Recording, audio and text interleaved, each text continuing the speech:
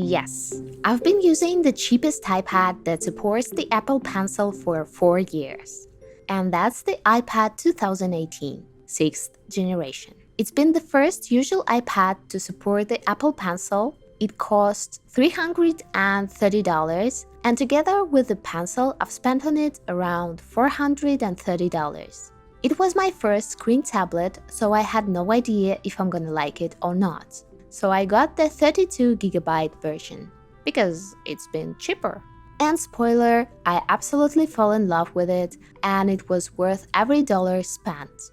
As for the drawing program, I use Procreate, because I saw many people using it all the time, and it looked like that it had everything you need to draw. And it felt very close to Photoshop, which I've been using all the time. I should say that I use this iPad only as a device for drawing. No games, no other apps, well, almost. So you should take it into the consideration, because your experience most probably will be different from mine. I also wanted to make this video to show that although it is nice to have the top high-end expensive stuff, it's absolutely not necessary. I know that many of my viewers are beginner artists, so at some point it became a challenge for me to continue using this 2018 iPad to show that you can create great artworks even on the affordable options. So you could spend that saved extra money on PC display tablet because you'll wanna get that boy too.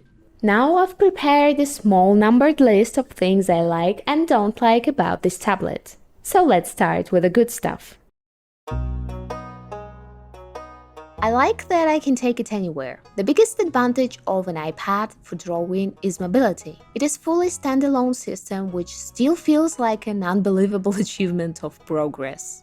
No computer, no cables, nothing, just an iPad. That's perfect. Pencil nib. I'm using an iPad without any screen protector, so the pencil nib is still in perfect condition, as good as new.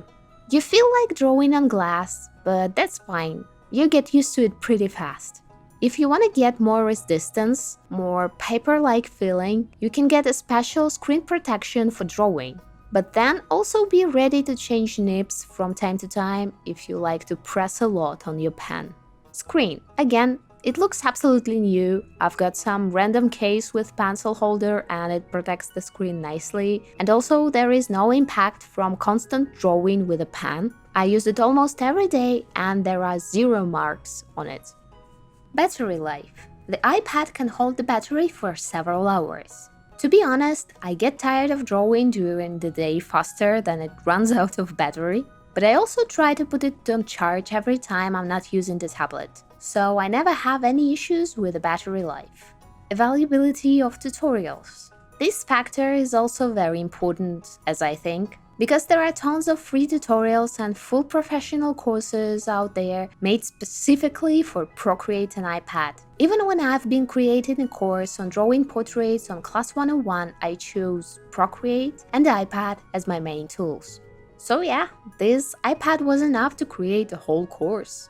Now let's move to the things I don't particularly like in the iPad as a drawing tablet, and in my 2018 version in particular.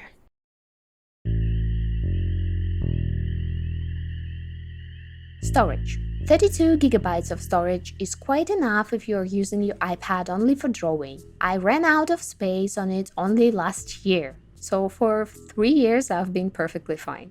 I just sent all of my PSD art files to my Google Drive and delete them from Procreate. And I get some free space again for the new art. But still, if you decide to download a couple of games in there, then just no.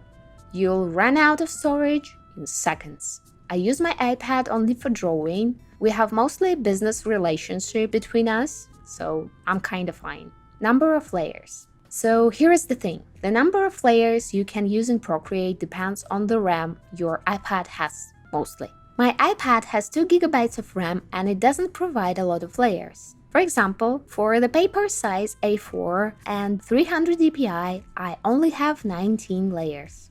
And that's all. If I would ever decide to upgrade my iPad for drawing, it would be mostly because of the amount of layers available. Which means I would like to find the iPad with the biggest amount of RAM and the most reasonable price for that. Well, reasonable for me. the need to charge a pencil. This is the problem of the first generation Apple Pencil in general. It's not a big deal for me as it charges really fast, but still, it can cause a bit of headache sometimes. And also, the pencil gets glitchy when its charge level drops to 15% sometimes. Again, not a big deal, but the computer display tablets spoiled me with their pens because you don't need to charge them at all. Well, in most cases. So if you are on a very tight budget and want to try digital art or display tablet, you can easily get yourself any iPad you can find with pencil support. For example, you can get an iPad 2018 6th Gen, just like mine, for around $200 on Amazon, plus a pencil for $99, and you'll get yourself a display tablet that you can take anywhere with you, from your home couch to another country. But just around $50 more, you can also get an iPad 2019 7th generation, which has 3GB of RAM instead of 2GB in my version, which means around 50 to 100% more layers, which is awesome. It's been over 4 years, and I still think that the iPad 2018 and 2019 are the best value for money options on the market for the standalone drawing tablet. Because if you will look on the other brands, you will see that standalone tablets are really expensive. Because they usually offer you the whole computer in there with the drawing function, and that thing is kind of expensive. And these iPads are the best thing you can do for yourself if you want to start drawing, especially if you're a beginner and don't know that it will worth it. If you will draw, if you will like it, this is like the perfect thing, because if you won't like drawing on the iPad, you can use it just like an iPad. That's a really big plus. Well, as I think. This is why I got the 2018 version and like the most cheap one, because I wasn't sure that I'm gonna like it. I loved it. Yeah, get one. I'm pretty sure you will like it. If you want to support me to do more of this kind of content and also to get an access to all of my brushes, poses references and step-by-step tutorials, consider supporting me on Patreon. Thank you for your patronage! So these were some of my thoughts on the cheap iPads. Hope you'll find them helpful. Thank you so much for watching, and here is the final artwork.